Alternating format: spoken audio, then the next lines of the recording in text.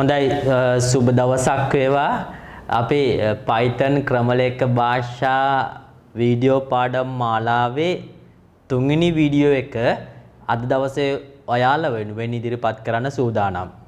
මෙතෙක් අපි කතා කරා ක්‍රමලේඛකරණයට ප්‍රවිෂ්ඨ වීම, ගැටලු විසඳීමේ යාන්ත්‍රණය කුමක්ද කියන එක.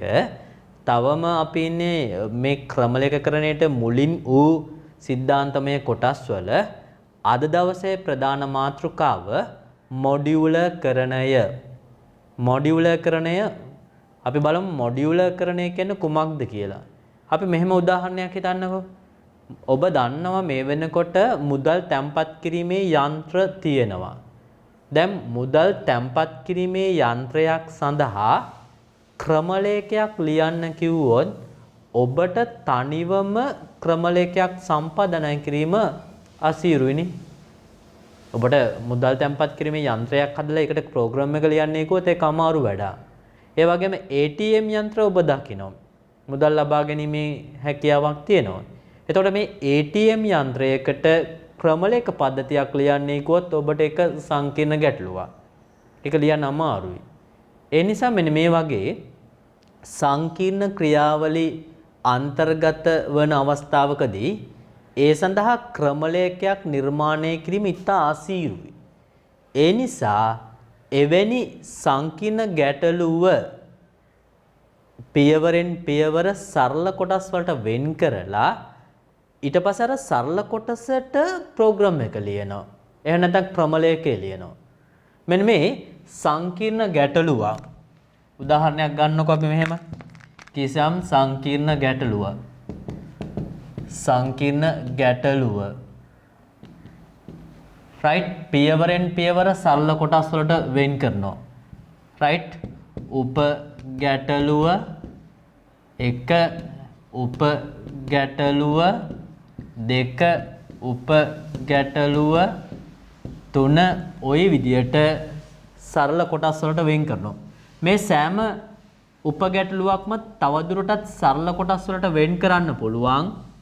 right? එතකොට මේක ක්‍රියාව 1 මේක ක්‍රියාව 2 1 මේක 2 ක්‍රියාව මේක ක්‍රියාව 2 3 ක්‍රියාව ওই විදියට පුතා මේ උප ගැටලුත් සරල කොටස් වලට වෙන් කරන්න පුළුවන්. මෙන්න මේ ක්‍රියාවලිය අපි කියනවා මොඩියුලකරණය කියලා.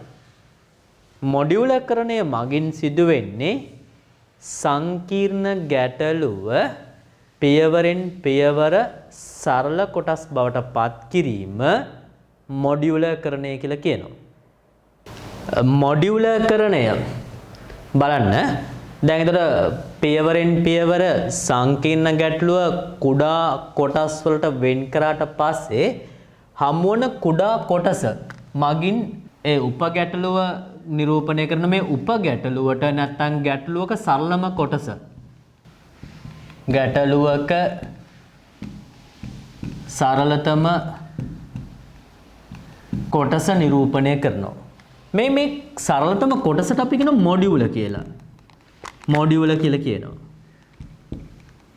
මොඩියුල මේ සරලතම කොටස අපිට කියනවා මොඩියුල කියලා. මෙන්න මේ මොඩියුලේට පුතා විසඳුම ලබා දීම තමයි ඉන් අනුතරව සිදු කරන්නේ. මේ මොඩියුලය සඳහා විසඳුම ඉදිරිපත් කරනවා ක්‍රමලේඛයක් නිර්මාණය කරමින් මෙන්න මේ විදියට එක් සරල කොටස් සඳහා ක්‍රමලේඛ සකස් කරමින් සමස්ත ගැටලුව සඳහා මෘදුකාංගමය විසඳුමක් ඉදිරිපත් කිරීම තමයි අපේක්ෂා කරන්නේ. මෙන්න මේ ක්‍රියාදාමය මුල් අවදිවල පද්ධති නිර්මාණය කිරීම සඳහා මොඩියුලකරණය භාවිතා කරා. මොඩියුලකරණය කියන ක්‍රියාවලිය කරන්න පුළුවන් ආකාර දෙකක් තියෙනවා. right? තේරුම් ගන්න මෙතන මම ගන්නවා මොඩියුලකරණය කියන්නේ right ගැටලුව සරලතම කොටස් වලට බෙදා වෙන් කිරීම ඒ වෙන් කරන කුඩා කොටසකට අපි කියනවා මොඩියුල් එකක් කියලා. පැහැදිලිද? එතකොට මෙන්න මෙතනදී මෙන්න මේ මොඩියුලකරණය සඳහා ක්‍රම දෙකක් භාවිතා කරනවා. මොඩියුලකරණය සඳහා ක්‍රම දෙකක් භාවිතා කරන්න පුළුවන් එක් ක්‍රමයක් තමයි මුදුන් බිම් සැලැස්ම කියන ආකෘතිය. මුදුන් බිම් සැලැස්ම අපි එකට කියනවා টপ ඩවුන් ඩිසයින් කියලා. টপ ඩවුන් ඩිසයින් කියලා අපි කියනවා. හරිද? ඒක රූපමය ආකෘතියක්. මේක ප්‍රස්ථාරික නිරූපණයක්. ප්‍රස්ථාරික නිරූපණයක් තුලින් ගැටලුව සරල කොටස් වලට බෙදා වෙන් කිරීමක් තමයි මුදුන් බිම් සැලැස්ම තුලදී වෙන්නේ. අපි ඒ කොටස පිළිබඳව වෙනම මාතෘකාවක් යටතේ ඉගෙන ගමු. දෙවෙනි ආකාරය අපි හඳුන්වනවා පියවරාකාර පිරිපහදුව කියලා. පියවරාකාර පිරිපහදුව. රයිට්? පියවරාකාර පිරිපහදුවේදී වෙන්නේ යම් සංකීර්ණ ගැටලුව සරල කොටස් වලට බෙදා වෙන් කිරීම ලිඛිත නිරූපණයක් මගින් සිදුවෙන්නේ නැත්නම් අපි කියනවා ඇල්ගොරිතමික නිරූපණයක් කියලා. ඒ ක්‍රියාවලිය සරල කොටස් වලට වෙන් කිරීම ඇල්ගොරිතමික ආකාරයෙන් ඇල්ගොරිතමික නිරූපණය. ඒ කියන්නේ මේක ලිඛිත ආකාරයෙන් ඉදිරිපත් කිරීමක් තමයි සිදු වෙන්නේ. ස්ටෙප් වයිස් රිෆයින්මන්ට් කියලා අපි කියනවා මෙන්න මේ පියවරාකාර පිරිපහදුව කියන සංකල්පයට. හොඳයි මෙන්න මේ කොටස් දෙක කොහොමද වෙන්ව මොඩියුලකරණය තුල භාවිතා වෙන්නේ කියන එක අපි ඉදිරියේදී උදාහරණ අනුබද්ධයෙන් අධ්‍යයනයක් කරමු. ඊට පෙර මුදුන් බිම් සැලැස්ම ඒ වගේම පියවරාකාර පිරිපහදුව කියන සංකල්ප දෙක සිද්ධාන්තමය සංකල්ප දෙක අධ්‍යයනය කරමු. හරි නේද? හොඳයි. අපි මුලින් සටහන එකතු කරගමු. මොඩියුලකරණය සම්බන්ධයෙන් කුඩා සටහනක් ඔබගේ සටහන පොත යටතේ එකතු කරගන්න. මාතෘකාව මොඩියුලකරණය. ලියන්න මෙහෙම. ඉතා සංකීර්ණ ගැටලුවක් සඳහා ඉතා සංකීර්ණ ගැටලුවක් සඳහා ක්‍රමලේඛය නිර්මාණය කිරීම. ක්‍රමලේඛය නිර්මාණය කිරීම අසීරු ක්‍රියාවලියකි. ක්‍රමලේඛය නිර්මාණය කිරීම අසීරු ක්‍රියාවලියකි. එබැවින් සංකීර්ණ ගැටලුව අධියරෙන් අධියර සරල කොටස් බවට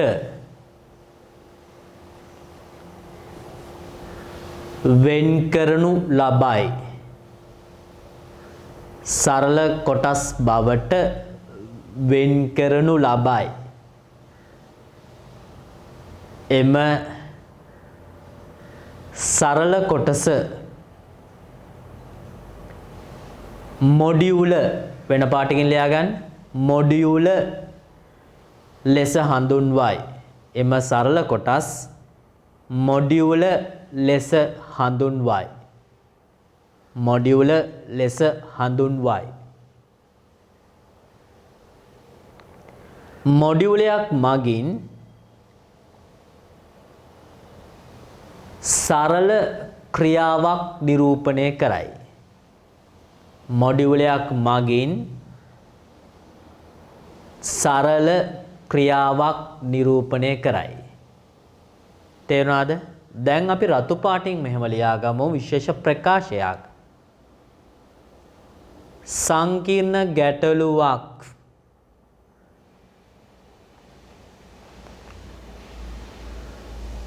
මොඩියුල බවට පත් කිරීමේ ක්‍රියාවලිය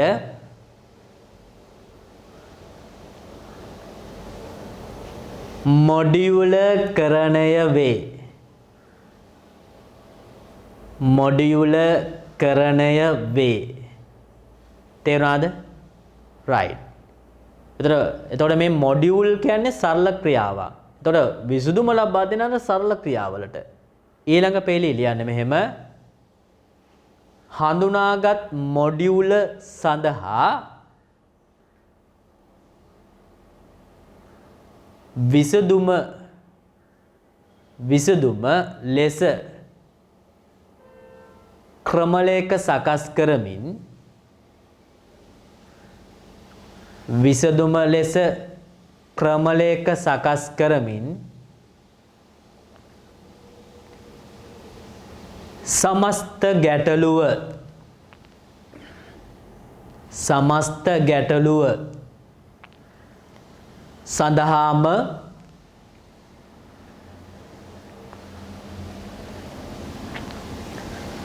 සමස්ත ගැටලුව සඳහාම මෘදුකාංගමය විසඳුමක් නිර්මාණය කළ හැකිය. මෘදුකාංගමය විසඳුමක් නිර්මාණය කළ හැකිය. තේරුණාද? right. අපි පොඩි උදාහරණයක් මේ මොඩියුලකරණය භාවිතය සම්බන්ධයෙන් පොඩි උදාහරණයක් ලියාගමු. ATM යන්ත්‍රයක උදාහරණ, යෙදීම් සඳහා උදාහරණ, යෙදීමක් සඳහා උදාහරණ ලියාගන්න මෙහෙම. ATM යන්ත්‍රයක ක්‍රියාකාරීත්වය සඳහා මෘදුකාංගයක් එකවරම නිර්මාණය කළ නොහැක.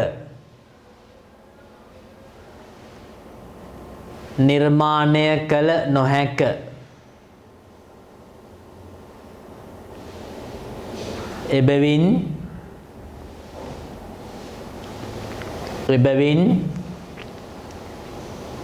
මොඩියුලකරණය අනුව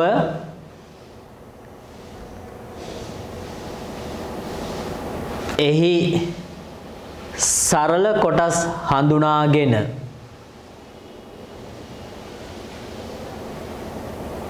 එම එක් ක්‍රියා සඳහා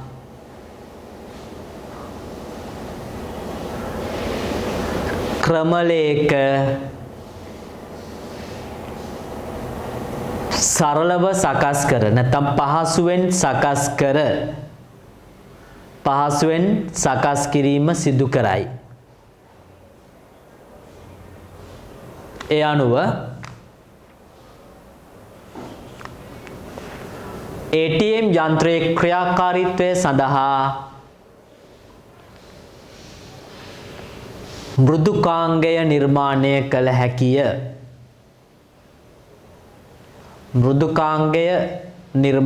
කළ හැකිය. ඊළඟ පේළියේ ලියන්න මෙහෙම. මොඩියුලකරණය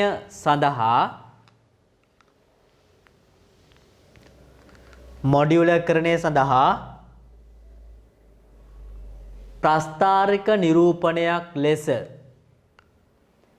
ප්‍රස්ථාරික නිරූපණයක් ලෙස තද පාටින් ලියන්න. මුදුන් බිම් සැලැස්ම භාවිතා කළ හැකිය. මුදුන් බිම් සැලැස්ම භාවිතා කළ හැකිය.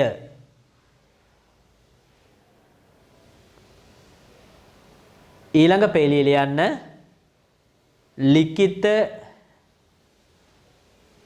ඇල්ගොරිතමික ආකාරයක් ලෙස ලිඛිත ඇල්ගොරිතමික ආකාරයක් ලෙස තද පාඩේ ලියන්න පියවරාකාර පිරිපහදුව පියවරාකාර පිරිපහදුව භාවිතා කළ හැකිය පියවරාකාර පිරිපහදුව භාවිතා කළ හැකිය හරි දැන් එතකොට මෙන්න මේ ක්‍රම දෙක වෙන වෙනම අපි අධ්‍යයනය කරමු මොඩියුලකරණය සඳහා අපි සරල උදාහරණයක් ඉදිරිපත් කරනවා ඊට පස්සේ අපි බලමු මුදුන් බිම් සැලැස්ම අනුව ඒ වගේම පියවරාකාර පිරිපහදු ක්‍රමවේදය අනුව මේ ඉදිරිපත් කරන්නේ කෙසේද කියලා. අපි සරල උදාහරණයක් ගමු මෙහෙමයි මුදල් තැන්පත් කිරීමේ යන්ත්‍රය සඳහා ක්‍රමලේඛය නිර්මාණය කරද්දී අපි මුලින්ම හඳුනාගමු මේ මුදල් තැන්පත් කිරීමේ ක්‍රියාවලිය. එතකොට සංකීර්ණ ගැටලුව මුදල් තැන්පත් කිරීමේ ක්‍රියාවලිය. මේක සරල කොටස් වලට වෙන් කරගමු. මුලින්ම සිදු වෙන්නේ පරිශීලක පද්ධතියට ලොග් වීම. right? පරිශීලක පද්ධතිය වෙත ඇතුළත් වීම. පරිශීලකයාගේ තොරතුරු ඇතුළත් කරලා යා පරිශීලකයා පද්ධතියට ඇතුළත් වෙනවා. හරිද? ATM කාඩ් එක මගින් හරි username password භාවිතයෙන් හරි එහෙම නැත්නම් වෙනත් තොරතුරු ඉදිරිපත් කිරීමෙන් හරි. ඊට පස්සේ ගිණුම් තොරතුරු ඇතුළත් කිරීම. ගිණුම් තොරතුරු ඇතුළත් කිරීම හා පරීක්ෂාව. right? ඒ ඇතුළත් කරන ගිණුම නිවැරදි ගිණුමක්ද එහි සත්‍යතාවය කුමක්ද යනාදිය ගිණුම් තොරතුරු ඇතුළත් කිරීම සහ එය පරීක්ෂා කිරීම ඊළඟට අපි ක්‍රියාවක් ලෙස ඉදිරිපත් කරන්න පුළුවන්. ඊට පස්සේ එම ගිණුම නිවැරදි නම් විතරයි මුදල් තැන්පත් කිරීම සිදු කරන්න පුළුවන් වෙන්නේ. ඊළඟ අපි ක්‍රියාව මුදල් තැන්පත් කිරීම. මුදල් තැන්පත් කිරීම. හැබැයි මුදල් තැන්පත් කිරීම යටතේ උපක්‍රියාවලි කිහිපයක් සිදු වෙනවා. මුදල් ව්‍යාජ මුදල්ද කියන එක බලන්න වෙනෝනේ. මුදල් පරීක්ෂාව සිදු කරනවා. මුදල් ව්‍යාජ මුදල්ද නැද්ද කියලා පරීක්ෂා කරනවා.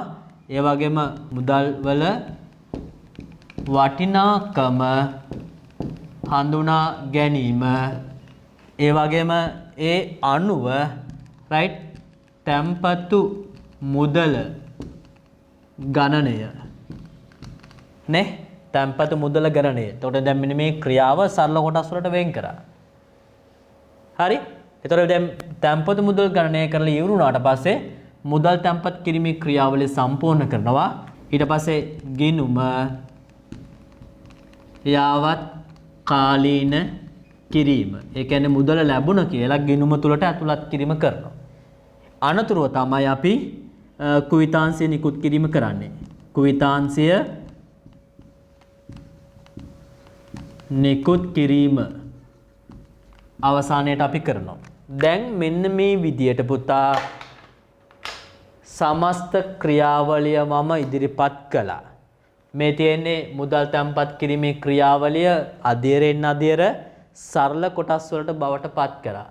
එතකොට මෙන්න මේ සරල කොටස් වලට පත් කරාට පස්සේ මේ එක් එක් සරල කොටස සඳහා වෙන වෙනම ක්‍රමලේඛයක් ලියනවා. මෙන්න මේ ක්‍රමලේඛයක් ලියමින් සමස්ත ගැටලුව සඳහා මෘදුකාංගමය විසඳුම ලබා දීම තමයි විශේෂයෙන්ම මොඩියුලකරණය මගින් සිදු කරන්නේ. දැන් එතකොට ඔබට පැහැදිලි මෙන්න මේ ප්‍රධාන ගැටලුව සරල කොටස් වලට බවට පත් කරපු නිසා මේකේ අන්තර්ගත ක්‍රියාවලි හඳුනා ගන්න පුළුවන්. ඒ වගේම තේරුම් ගන්න පුළුවන්. දැන් එතකොට ගැටලුව වඩාත් පහසු වුණානේ. ඒ අනුව ඔයාලට හිතලා මේ එක එක උපකොටස් අපි කියන මොඩියුල් සඳහා ක්‍රමලේඛ ඉදිරිපත් කරන්න පුළුවන්. හොඳයි. දැන් අපි ඊළඟට අවධානය යොමු කරමු මේ මොඩියුලකරණය අනුව පවතින වාසි ඒ වගේම අවාසි. දැන් හොඳට බලන්න මෙතන මම මෙතන ඉදිරිපත් කළේ මොඩියුල් කරන ආකෘතිය. මේකේ පවතින වාසියක් තමයි සංකීර්ණ ගැටලුව අවබෝධ කර ගැනීමේ හැකියාව. ලියන්න අපේ අතිරේක සටහනක් මෙහෙම ලියමු. මොඩියුලකරණයේ වාසි කියලා ලියන්න. මොඩියුලකරණයේ වාසි. ඒ යටතේ ලියන්න පළවෙනි පොයින්ට් එක සංකීර්ණ ගැටලුවක් සරලව හඳුනා ගැනීමට හැකිවීම. ඊළඟට ලියමු මෙහෙම right අපි මේක කරන්නේ අර සරලව හඳුනාගත්තට පස්සේ ඒ කොටස් සඳහා ක්‍රමලේඛ නිර්වනිදි කරනවා. උපක්‍රියාවලි සඳහා ක්‍රමලේඛකරණය පහසු වීම. උපක්‍රියාවලි සඳහා උපක්‍රියාවලි එහෙම නැත්නම් උපකාර්යයන් සඳහා ක්‍රමලේඛකරණය පහසු වීම.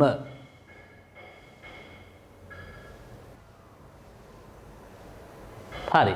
ඊළඟ පොයින්ට් එක අපිට ලියන්න පුළුවන් ක්‍රමලේඛ තුල ඇතුළත් විය හැකි දෝෂ අවම වීම. ක්‍රමලේඛ තුල ඇතුළත් විය හැකි දෝෂ අවම වීම. හරිද? හැබැයි දෝෂ පැවතුනොත් ඒව නිවැරදි කරගන්න පහසුයි. අඩංගු වන දෝෂ ලියන්න. අඩංගු වන දෝෂ නිවැරදි කිරීම පහසු වීම.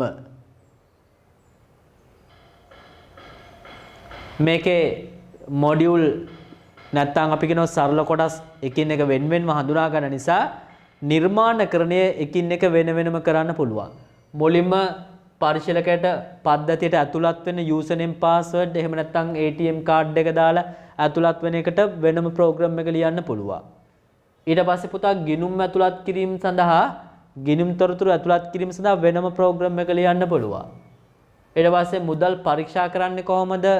රුපියල් 10 5000 දැම්මම ස්කෑන් කරලා ඒක නිවැරදිද නැද්ද කියන එක හඳුනා ගන්න ප්‍රෝග්‍රෑම් එක වෙනම ලියන්න පුළුවන්.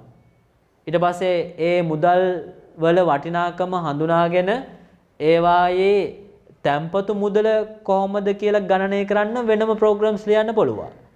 එහෙමනම් මේ එකින් එක එක් කොටස් සඳහා ක්‍රමලේඛකරණය කරන්න පුළුවන් එක පහසු වීම. ලියන්න මෙහෙම එක් ක්‍රියාවලිය සඳහා ක්‍රමලේඛ වෙන්ව නිර්මාණය කිරීමට හැකිවීම. ඒක වාසයක්. ඒ වගේම මේක ලියමු මෘදුකාංගය කොටස් වශයෙන් නිර්මාණය කර පසුව ඒකාබද්ධ කිරීම. පසුව ඒකාබද්ධ කිරීම. හරිද? මම මේ ඉදිරිපත් කරන සංකල්පයන් අනිවාර්යෙන්ම බහුවර්ණ ප්‍රශ්නවල වැදගත් සංකල්ප වෙලා තියෙනවා.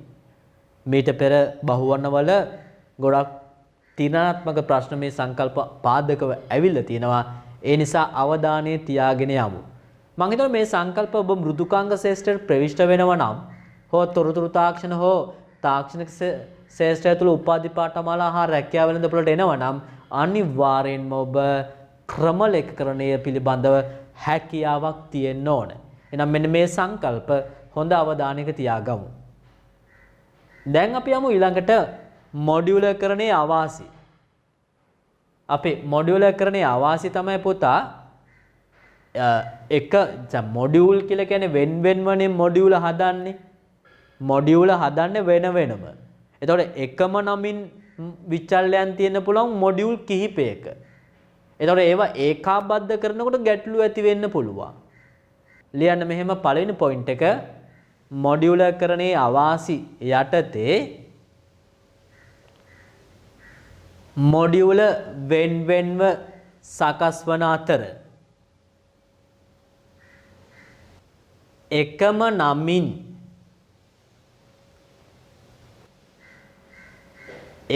නමින් විචල්යන් මොඩියුල් කිහිපයක පවතින විට ඒවා ඒකාබද්ධ කිරීමේදී ගැටලු ඇතිවිය හැක්ක. හරිද? එක එක. දැන් ඒතර ඔය සංකල්පය ලියලා ඉවර වෙලා නැවත අවධානය යොමු කරන්න මෙහෙම දෙයක්. මොඩියුල කිහිපයක පුතා ඇතැම් විට එකම සරල ක්‍රියාව වෙන වෙනම සිදු වෙන්න පුළුවන්. එකම සරල ක්‍රියාව මොඩියුල දෙක තුනක වෙන්න පුළුවන්. ඒ නිසා එකම කේත කාණ්ඩය මොඩියුල කිහිපයක නැවත නැවත ලියන්න පුළුවන්. එකම කේත නැවත නැවත ඇතුළත් වීම දුර්වලතාවයක් වෙනවා. ලියන්න ඊළඟ පෙළියේ එකම සරල ක්‍රියාවක් මොඩියුල කිහිපයක් තුල අඩංගු වන්නේ නම්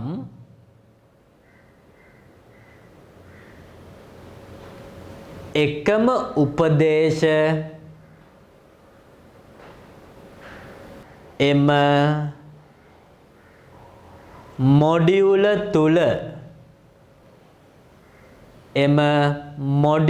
තුල නැවත නැවත ඇතුළත්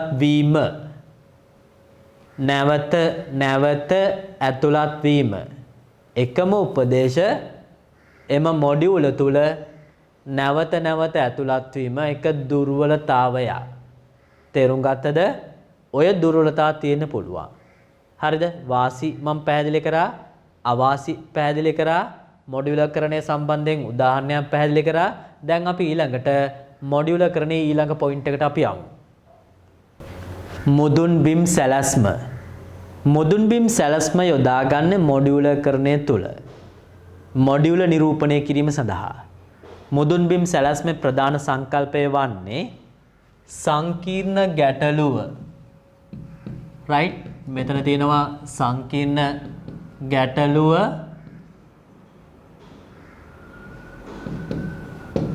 සංකීර්ණ ගැටලුව මං උඩින් ඉදිරිපත් කරා. මේ සංකීර්ණ ගැටලුව අධියරෙන් අධියර සරල කොටස් බවට පත් කිරීම තමයි මුදුන් බිම් සැලැස්ම කියලා කියන්නේ. මේ සංකීර්ණ ගැටලුව ඊළඟ අධියරයේදී උප කොටස් කිහිපයකට බං වෙන් කර ගන්නවා. මේ තියෙන අදාළ උප කොටස් කිහිපය. රයිට්? උප කොටස් එක, උප කොටස් මෙතන දෙක,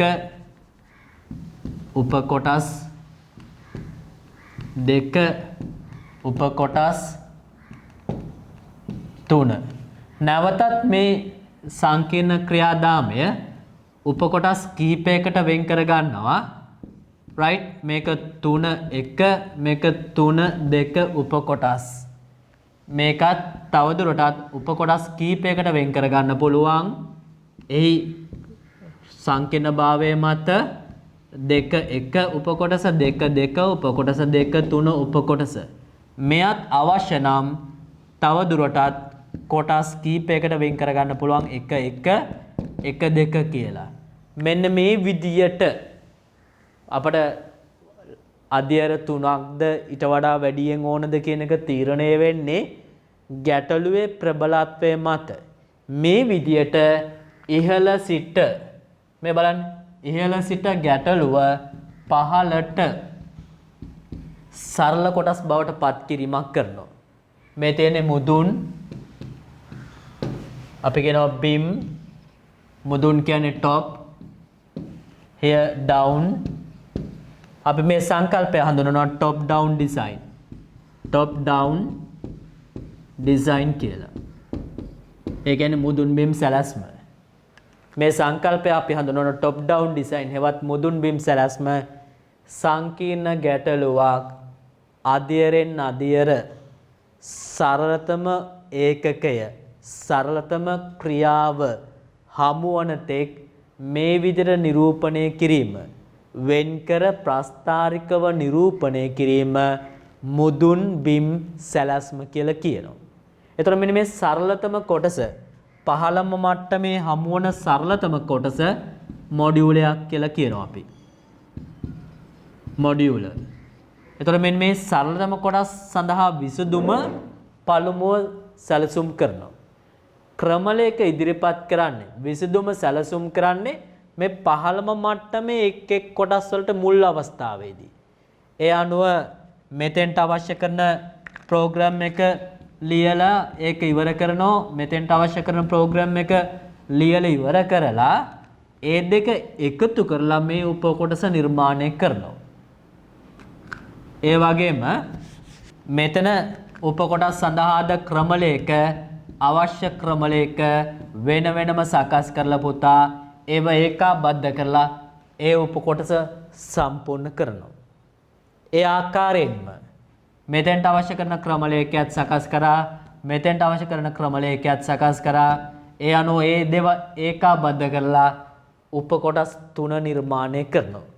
දැන් ඔය උප කොටස් සියල්ලම එකතු කරමින් සංකීර්ණ ගැටලුව සඳහා විසඳුම ඉදිරිපත් කිරීම තමයි සිදු කරන්නේ. ඉතින් ඔය ක්‍රමලයක සරල ආකාරයෙන් නිර්මාණය කිරීම සඳහා මෙන්න මේ සැලැස්ම බොහෝ ක්‍රමලයකකින් භාවිතා කරා. ක්‍රමලයක නිර්මාණය කරන්න එන ඔබ නවක ඔබට ක්‍රමලයක ලියන්න මෙය හුදෙක්ම හොඳ මඟ පෙන්වීමක්.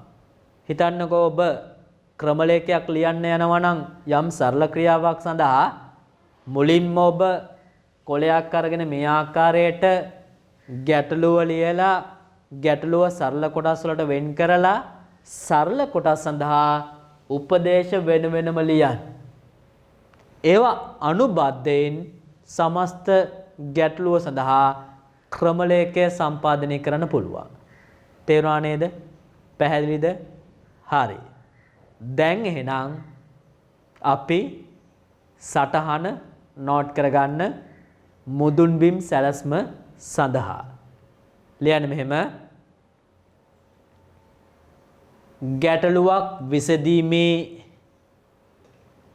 ගැටලුවක් විසඳීමේ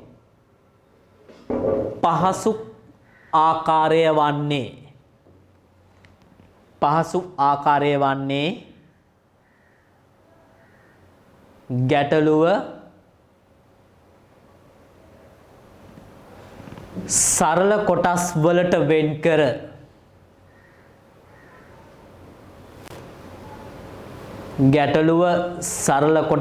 වෙන් කර එම එක් කොටස සඳහා විසඳුම වෙන්ව ඉදිරිපත් කිරීමයි.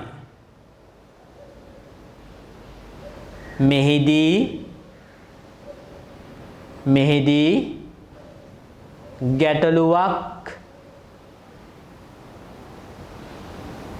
සරල කොටස් බවට පියවරින් පියවර වෙන් කර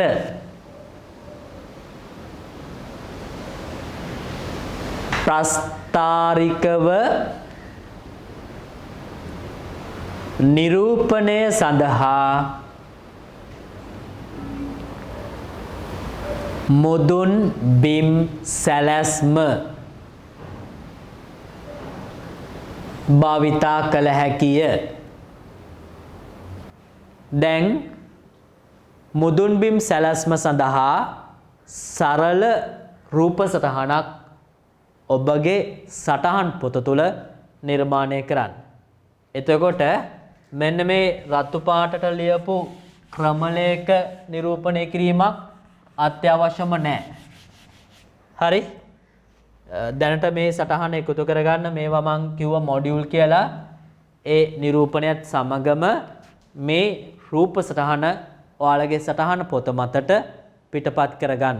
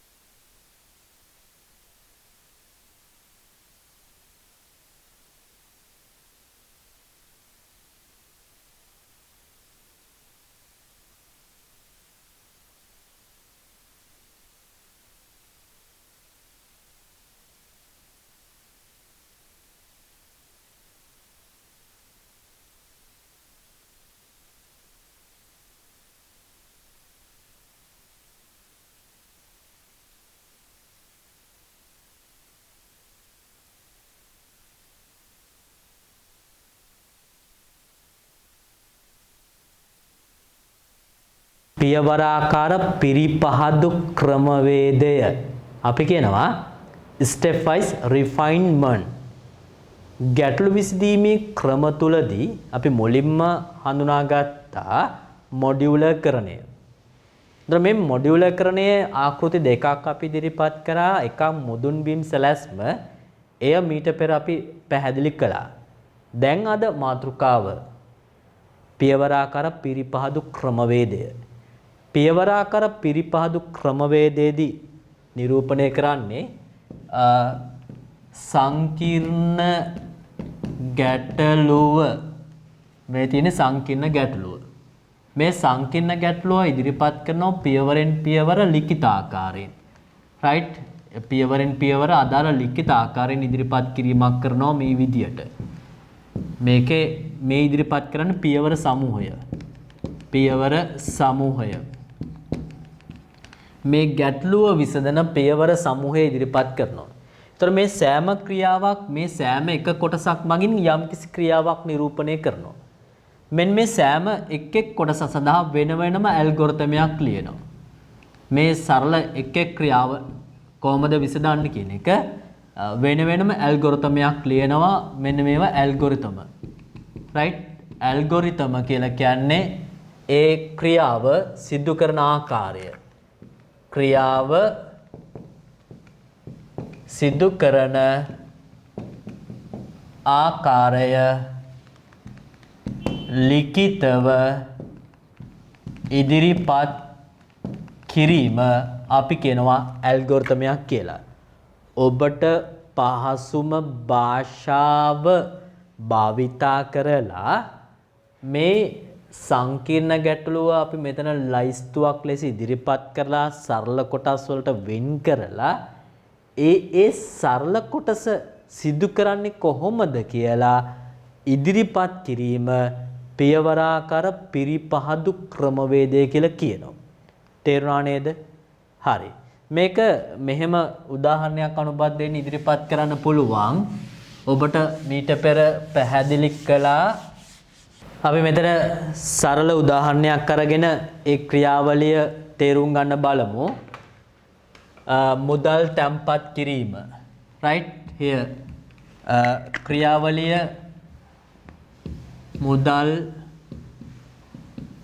තැන්පත් කිරීම තමයි සංකීර්ණ ක්‍රියාවලිය. ඒක ඉදිරිපත් කරනවා පියවරෙන් පියවර right පරිශීලක දත්ත ඇතුළත් කිරීම right ඒ වගේම ගිණුම තහවුරු කිරීම මොන ගිණුමටද මුදල් ඇතුළත් කරන්න කියන එක. ඒ වගේම මුදල් කියන්නේ නෝට්ටු විතරයි තැන්පත් කරන්නේ. මුදල් තැන්පත් කිරීම නැත්නම් නෝට්ටු පරීක්ෂාව ව්‍යාජ නෝට්ටුද වළංගු නෝට්ටුද කියලා පරීක්ෂා කරනවා. ඒ වගේම නෝට්ටු වටිනාකම හඳුනා ගැනීම රුපියල් 1000 කොලයක්ද 5000 කොලයක්ද 100 කොලයක්ද 500 කොලයක්ද කියලා හඳුනා ගැනීම. ඊට අමතරව ඒ හඳුනා ගැනීම අනුව right තැන්පතු මුදල ගණනය කිරීම right ඒ අනුව ඒ මුදල ගිණුම තුල ඇතුළත් කිරීම. මුදල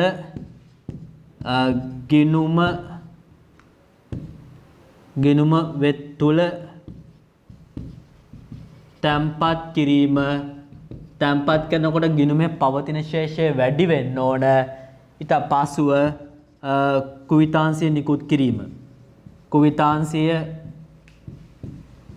නිකුත් කිරීම. එතකොට මෙන්න මේ මුදල් තැන්පත් කිරීම කියන සංකීර්ණ ගැටලුව අධ්‍යයරෙන් අධ්‍යයර සරල කොටස් බවට පත් කරා. හරි සරල කොටස් බවට පත් කරා. දැන් මේ තියෙන්නේ මේ සංකීර්ණ ගැටලුව අධ්‍යයරෙන් අධ්‍යයර අනුපිළිවෙලින් වෙන්න ඕන සරල කොටස්. දැන් මෙන්න මේ සරල කොටස් කොහොමද ක්‍රියාත්මක වෙන්නේ කියන එක වෙන වෙනම ඇල්ගොරිතම මගින් ලියනවා. මෙන්න මේ එක් එක් ක්‍රියාව ක්‍රියාත්මක කරන්නේ කොහොමද කියන එක සරලව ලිඛිත ආකාරයෙන් ඉදිරිපත් කිරීමක් කරනවා. දැන් මේ පරිශීලක දත්ත ඇතුළත් කිරීම කොහොමද වෙන්නේ කියන එක උපදේශ මාලාවක් විදිහට ඔයාලගේ භාෂාවෙන් ලියනවා. මේක ක්‍රමලේඛයක් නෙවෙයි. මේකට කියනවා ඇල්ගොරිතමයක් කියලා. ඇල්ගොරිතම උපදේශ මාලාවක් විදිහට ලියනවා. දැන් ඊළඟට ලියනවා ගිණුම තහවුරු කිරීම කොහොමද වෙන්නේ කියන එකත් ඒ වගේම අපි ලිඛිත ආකාරයෙන් ලියනවා මෙහෙම තමයි වෙන්න ඕන කියලා වෙන විදිය. එය වෙන විදිය ලියනවා. මේකත් එතකොට සරල ඇල්ගොරිතමයක්. තේරුණාද? ওই විදිහට පුතා right මේකේ හැම ක්‍රියාවක්ම සඳහා වෙන වෙනම ඇල්ගොරිතම ලියනවා. එය සිදුවන ආකාරය එය සිදු කරන ආකාරය ඇල්ගොරිතමයක් ලෙස ඉදිරිපත් කරනවා. අන්නේ සංකල්පය පියවරාකාර පිරිපහදුව කියලා කියනවා. මෙතන ලියන උපදේශ මාලාව සිංහල භාෂාවෙන් හරි ඉංග්‍රීසි භාෂාවෙන් හරි වෙනත් ඔබගේ භාෂාවකින් හරි ඔබ ලිඛිතව ලිව්වට පස්සේ ඒක ඊළඟ අධ්‍යයනයේදී ක්‍රමලේඛයට ආසන්නතම උපදේශ මාලාවක් ලෙස සකස් කර ගැනීමක් කරනවා. හැබැයි මේ ලියන්නේ ක්‍රමලේඛය නෙවෙයි. මේක ලිඛිතව අපේ භාෂාවෙන් මේ ක්‍රියාව සිදු කරන ආකාරය ලියා දැක්වීම. මේ සංකල්පය අනුව අර සංකීර්ණ ගැටලුව සරල වෙලා සරල කොටස වෙන ආකාරය ක්‍රමලේඛකයාට ඉතා පහසුවෙන් තේරුම් ගන්න පුළුවන් වෙනවා. ඒ නිසා ක්‍රමලේඛකරණය වඩාත් පහසු වෙනවා. ඒ වගේම ක්‍රමලේඛ තුළ ගැටලු ඇතිවීමේ අවස්ථා ඉතා අවම වෙනවා. ඒ නිසා නිර්මාණය කරන මෘදුකාංගය වඩා නිවැරදි වෙනවා. අන්නේ අවස්ථා ඒ වාසින් අත්පත් වෙනවා ක්‍රම ලේඛකයාට. ඔබ නවක ක්‍රම ලේඛකයෙක් නම් මම හිතනවා මේ විෂය ඉගෙන ගන්න ඔබ කොහොමද ක්‍රම ලේඛකරණයට එන නවකයින් මෙන්න මේ විදියට බලන්න සංකීර්ණ ගැටලුව සරල කොටස් වලට ලියලා ඒව කොහොමද සිදු කළ යුත්තේ කියලා ඔබ විසින් හිතලා ප්‍රකාශනයක් ලියලා අනතුරුව එය පාදක කරගෙන ක්‍රම ලේඛය ලියන්න බලමු. ඉදිරියේදී අපි ප්‍රායෝගිකව මේ සංකල්පය යොදාගමු. ක්‍රම ලේඛකරණයේ මූලික සංකල්ප ඉගෙන ගනිමින් ඉදිරියට අධ්‍යයනය කරද්දී.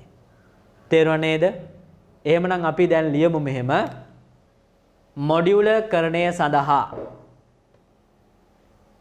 මොඩියුලකරණය සඳහා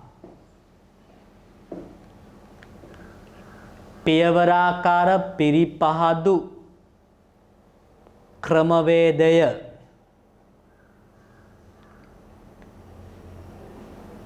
භාවිතා කළ හැකිය. එහිදී ගැටලුව සරල කොටස් බවට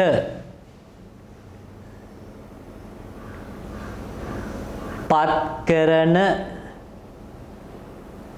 ආකාරය ලිඛිතව ඉදිරිපත් කරයි. ඒ අනුව හඳුනාගත්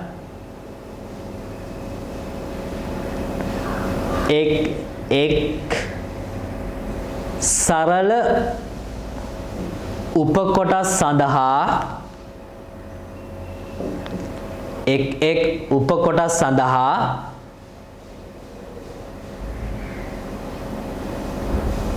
එය තුල සිදුවිය යුතු කාර්යය උපදෙස් මාලාවක් ලෙස ලිඛිතව පෙළ ගැස්වීම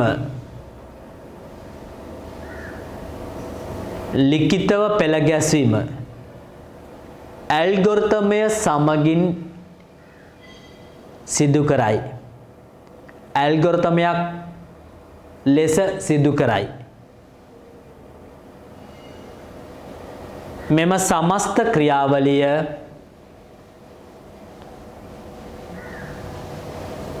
පියවරාකාර පිරිපහදු ක්‍රමවේදය වේ. පියවරාකාර පිරිපහදු ක්‍රමවේදය වේ. හරි නේද? හරි. එතකොට මෙන්න මේ පියවරාකාර පිරිපහදු ක්‍රමවේදය ක්‍රම ලේඛකරණය සඳහා ගොඩක් දුරට පහසුකම් සපයනවා. ඒක ගොඩක් සරලව සම්පූර්ණ කිරීම සඳහා. පැහැදිලි නේද? හරි. මේ ඉදිරිපත් කරලා තියෙන්නේ බැංකුවක CDM යන්ත්‍රයක් මගින් මුදල් තැන්පත් කිරීමේ ක්‍රියාවලිය සරල කොටස් වලට වෙන් කිරීම. මුදල් තැන්පත් කිරීම. මුලින්ම තැන්පත්කරු ගනුදෙනුකරු හඳුනා ගැනීම. ඒ සඳහා තැන්පත්කරුගේ දත් ඇතුළත් කරන්න ඕන. එක්ක ATM කාඩ් එකක් මගින් මුදල් තැන්පත් කරන්න පුළුවන්, නැත්නම් කාඩ් නැතිව තැන්පත් කරන්න පුළුවන්. මම මෙතන ගත්තේ තැන්පත්කරු දත් ඇතුළත් කිරීම. ඒක කරන්න පුළුවන් ආකාර දෙකක් ඊළඟ අධ්‍යයනයේදී ඉදිරිපත් කරන්න පුළුවන්. එක්කෝ Tamanගේ දත් ඇතුළත් කිරීම, එහෙම නැත්නම් කාඩ්පත ඇතුළත් කිරීම. ඒ මගින් ගිණුම් හිමියා කවුද කියලා පරීක්ෂා කරන්න පුළුවන්. ඒ වගේම ඊළඟට අපි සරල උපකොටසක් ගත්ත ගිණුම තහවුරු කිරීම. තැන්පත්කරු විසින් ගිණුම් අංකය ඇතුළත් කරනවා. ඊට පස්සේ ගිණුම් අංකය ගිණුම් තොරතුරු ඒ තැන්පත්කරුට පෙන්නනවා. ඒ පෙන්නලා එයාගෙන් වළංගුභාවය තහවුරු කිරීම ලබා ගන්නවා. ඒතකොට ගිණුම තහවුරු කර ගැනීම සාර්ථකයි. ඒතකොට මේ තැන්පත්කරු මුදල් ඇතුළත් කරන්නේ මෙතනින් තහවුරු කර ගන්නා ගිණුම තුලට. තේරුණා නේද? right ඊට පස්සේ පුතා ලොකුම ජොබ් එක තමයි මෙතන තියෙන්නේ. මුදල් තැන්පත් කිරීම. මුලින්ම නෝට්ටු පරීක්ෂාව ක්‍රියාවලියක් විදිහට පටන් ගන්න ඕන. ඒ වගේම ඒ නෝට්ටු වල වටිනාකම නිවැරදි නෝට්ටු නම් වටිනාකම හඳුනා ගන්න ඕන. ඊට පස්සේ ඒකේ ඊළඟ උපක්‍රියාවලිය තමයි තැන්පතු මුදල ගණනය. තැන්පතු මුදල ගණනය. මේක මට ඉදිරිපත් කරන්න ඉඩ මදි. ඒකයි මම මෙහෙම ඉදිරිපත් කළේ. ඔය විදියට සරලව මේ සංකීර්ණ ගැටලුව පියවරෙන් පියවර සරල කොටස් වලට ඉදිරිපත් කිරීම මුදුන් බිම් සැලසුම මගින් ඉදිරිපත් කරා. මෙන්න මේ මුදුන් බිම් සැලැස්ම සඳහා යොදා ගන්නා ප්‍රස්තාරික ආකෘතියට අපි කියනවා ව්‍යූහ සටහන් කියලා. එහෙනම් මාතෘකාව වෙන්නේ ව්‍යූහ සටහන්. right ව්‍යූහ සටහන් මාතෘකාව යටතේ අපි ලියාගමු ව්‍යූහ සටහන් කියන පොතා මුලින් ප්‍රධාන ආකෘතියක් ඒක තවදුරටත් සරල කොටස් වලට ඉදිරිපත් කිරීම ඒ එක් කොටස් තවදුරටත් පියවරෙන් පියවර සරල කොටස් වලට ඉදිරිපත් කරන මෙවැනි රූප සටහනකට අපි කියනවා ව්‍යූහ සටහන් කියලා. සටහන අපි ලියාගමු ව්‍යූහ සටහන් යටතේ ලියන්න මෙහෙම මුදුන් බිම් සැලැස්ම නිරූපණය සඳහා භාවිතා කරන චිත්‍රමය ආකෘතිය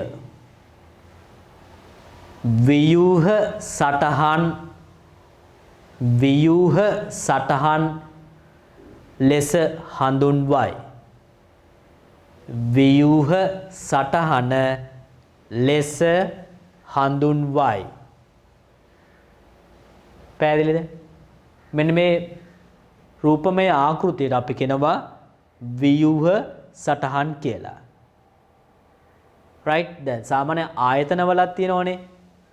ආයතනයේ ව්‍යූහය පිළිබඳ සටහන් පාසලක තියෙනවා. පාසලේ උඩින් ඉන්නවා ව්‍යූහගත සටහන තුළ විදුහල්පතිතුමා, නියෝජ්‍ය විදුහල්පතිවරු, අංශභාර ගුරුවරුන්, පාසලේ පන්ති නායක නායිකාවන් නැත්නම් ශිෂ්‍ය නායක නායිකාවන් පාසලේ සංවිධානාත්මක ව්‍යූහය ඉදිරිපත් කරනෝනේ සටහනකින්. අන්න එවැනි සටහනකුත් ව්‍යූහ සටහන් කියලා අපි කියන්නේ.